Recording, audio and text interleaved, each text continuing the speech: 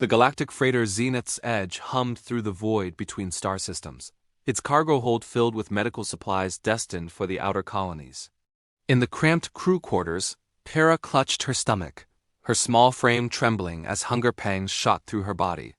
The young Velian's fur had lost its usual luster, dulled by weeks of rationing that had hit the junior crew members hardest.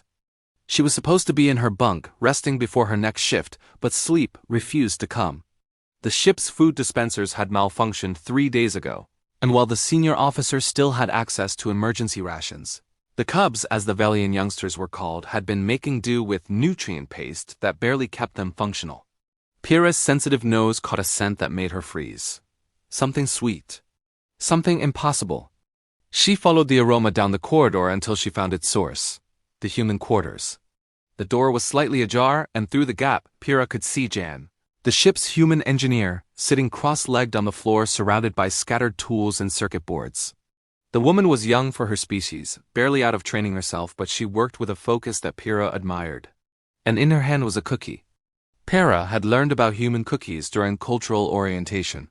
They were comfort food, often homemade, carrying emotional significance far beyond their nutritional value. Jan had mentioned once that her grandmother had baked these particular ones before she left Earth chocolate chip, infused with memories of home across impossible distances. The human looked up, catching Pyrrha's wide-eyed stare. For a moment, neither spoke. "Hey there, little one," Jan said softly, setting down her tools. "Can't sleep?" Pyrrha's ears flattened in embarrassment. "I'm sorry, Engineer Jan. I didn't mean to disturb you. I just I smelled you're hungry. It wasn't a question." Jan's dark eyes swept over Pyrrha's thin frame, and something hardened in her expression. "Come here." Pyrrha hesitated, then stepped inside. The humans' quarters were smaller than the Velian dormitories, yet somehow felt warmer.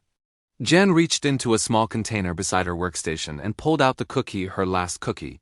Pyrrha realized, seeing the empty box. "Here," Jan said, holding it out. "I can't," Pyrrha whispered. "That's yours.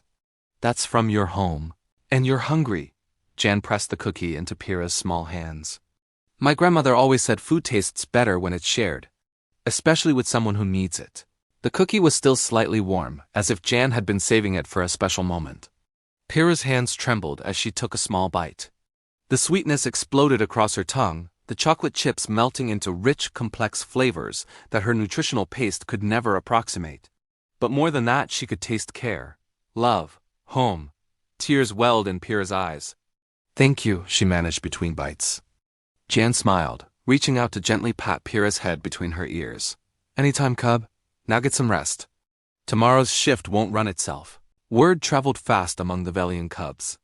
By the next morning, every youngster on the Zenith's Edge knew what the human engineer had done. They had all been taught about humans in their xenobiology classes, the species that had clawed its way up from a death world, that saw pack bonding as a strength rather than a weakness, that would adopt practically anything as family. But knowing about humans and experiencing their peculiar brand of compassion were two different things. Pyrrha found herself surrounded during the mid-shift break. Her denmate, Cass, grabbed her arm. "Is it true? Did she really give you her last Earth cookie?" "She just ... She saw I was hungry," Pyrrha said, still marveling at the memory. "Humans are crazy," another cub muttered, but there was admiration in his voice. "Crazy generous," Cass corrected. "Did you see how thin she looked yesterday? She's been giving her rations to the medical team because they've been working double shifts." That evening, the cubs gathered in secret. 18 Velian youngsters, ranging from 8 to 15 standard years, pooled their resources. Some had been saving credits for games. Others had small hoards of treats from home. Cass even contributed a precious pack of dried meat her family had sent from their colony world. "If the human can give away her last piece of home," Cass said firmly, "then we can make sure she doesn't go hungry either." They moved through the ship like shadows, small and quiet as only Velian cubs could be. The cargo bay yielded protein bars from emergency supplies that would be restocked at the next station. The commissary officer, when they explained their mission, looked the other way as they borrowed dried fruits and nutrient-dense crackers. A sympathetic Quellan cook, moved by their determination, donated a sealed container of honeyed nuts. By the time they finished, they had accumulated enough snacks to fill a storage locker. The tricky part was breaking into Jan's quarters without triggering alarms. Fortunately, Pyrrha had watched the human work on enough systems to know her access codes. The door slid open silently, and the cubs crept inside, their arms laden with packages. Jan's personal locker stood in the corner, currently containing nothing but work jumpsuits and a few worn photographs. Carefully, reverently, the cubs began stacking their offerings inside. Protein bars formed the foundation. Dried fruits and nuts filled the gaps. Someone had even found a pack of chocolate-flavored meal bars, not real chocolate, but close enough. Kes placed a small note on top, written in careful standard. For the human who shares, you are pack now. The cubs don't let pack go hungry. They finished just before Jan's shift ended, slipping away into the corridors like ghosts. Jan discovered the stockpile the next morning. She stood frozen in front of her open locker, staring at the mountain of food that hadn't been there 12 hours ago. Her hands shook as she picked up the note, reading it once, twice, 3 times. In the corridor outside, she could hear the cubs trying very hard to sound casual as they passed by her door. A few couldn't resist peeking inside, their bright eyes watching for her reaction. Jan wiped her eyes quickly, then stepped into the hallway. The cubs froze, uncertain. Thank you, the human said, her voice rough with emotion. You didn't have to do this.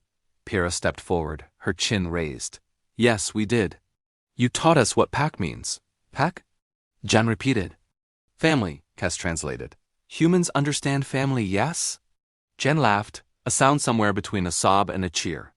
She dropped to one knee, spreading her arms wide. Yeah, we do. Come here, you ridiculous, wonderful cubs. They swarmed her in a wave of soft fur and chirping voices, and Jan held them close. These children of a species she'd only met 6 months ago.